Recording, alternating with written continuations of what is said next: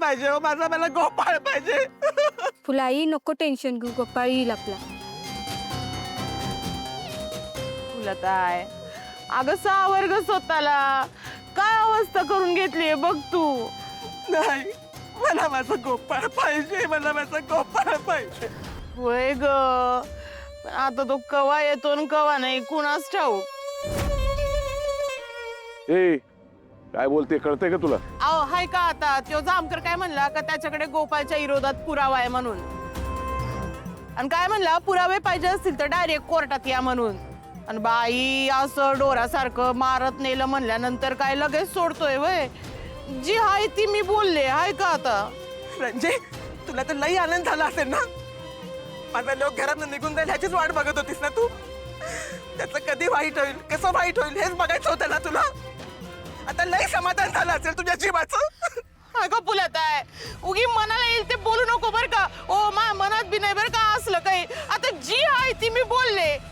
हो, चांगलं बोलता येत नसेल ना तर तोंड बंद ठेवायचं. अरे काय तुमचा वाद चाललाय हा?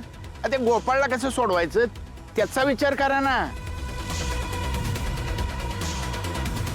अहो अहो अहो, मला माझा गोपाळ पाहिजे. त्याला आणणं सोडून तुम्ही मला माझा गोपाळ पाहिजे. तुम्ही त्याला सोडून आला ना, मला माझा गोपाळ पाहिजे. त्यांनी जर माझ्या गोपाळला नाही सोडलं ना तर मी पोलीस स्टेशन समोर माझ्या जीवाचं काहीतरी बरं वाईट करून घेईन, पण मला माझा गोपाळ पाहिजे. त्या जामकरच्या हाताला नक्की काय लागलंय? कसं सोडवायचं आता ह्यांना? आप्पा, तुम्हाला खरंच वाटतंय का गोपाळनं असं काय केलं असेल ते? सरपंच अहो तो आपल्या गावचा देव माणूस आहे, तो कशाला काही चुकीचं करल? नाही तर काय, आणि ती जामकर लाग बोलेल, आम्ही विश्वास ठेवणार आहे त्याच्यावर. आमचा गोपाळवर विश्वास आहे. सरपंच, ऐन उत्सवात त्याचा माज उतरवला म्हणून समजा करतोय.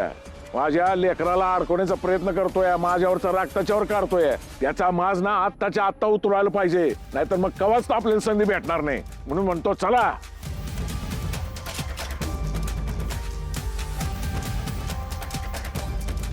काय झालं? अरे वा गावकरी, हा जेव्हा उत्सवाला जामकर परवानगी देत नव्हता तेव्हा तुम्हाला हिम्मतराव देशमुख आठवला. मानाचे दागिने घालायचे देवाला तेव्हा तुम्हाला गोपाळ देशमुख आठवला. आणि आता बाप लेक संकटात आहेत तर तुम्ही घाबरून माना खाली घातल्या. तो तुमच्या जिंदगानीवर. अरे मला काय तुमच्या कोणाची काही गरज नाही. मला माझ्या पोराला सोडून आणायला मी लय सक्षम आहे. आणि जर मी सोडून नाही आणले ना तर पैलवान हिम्मतराव देशमुख नाव नाही सांगणार मी. तुम्ही कशाला जाताय तिकडं? अहो तो जामकर गोपाळला सोडायचा नाही ते नाही, उलट तुम्हाला जेलमध्ये टाकल. आणि आप्पा त्या जामकरचं डोकं आधीच गरम झालंय आणि तो म्हणतोय त्याच्याकडे कसला तरी पुरावा आहे. आपण कायद्याच्या विरोधात जाऊन त्याला थांबवू नाही शकत. हा आप्पा, आता आपल्याला गोपाळला जर सोडवायचं असलं ना तर शांत डोक्यानं विचार करून पावलं टाकली पाहिजेत आप्पा.